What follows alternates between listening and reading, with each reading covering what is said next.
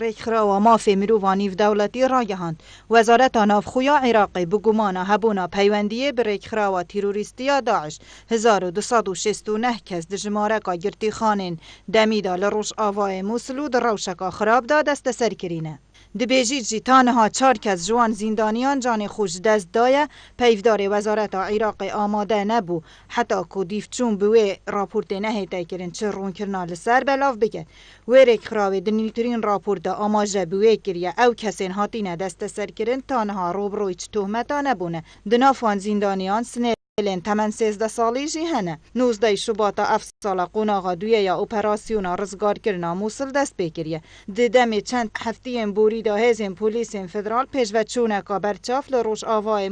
موسل به دست اینایه به اگر شروع پیک دادانان روزانه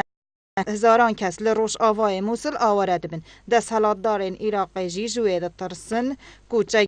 دارین داعش بچنه دناف ریزین آورین مدنی دا و برافن او گرتی خانه دمین کو ریخرا و مافی مروفین ایف دولتی آماجه پیکری دی کفنه دورین گیاره و حمام علی لروش آوای موسل و ریخراوی جزار چافدرین کو سردانا گرتی خانه کریه دبیجید حوالگیریا سر به وزارت نافخویا عراقی سرپرشتیا گرتی خانه دکتو و کلین جدست سرکریان دکت دنهادا فشارک زور لسر حکومت عراق داکو اپراسیونا رزگار کرنا موسل دا به نماین مافی مروف بین پاراستن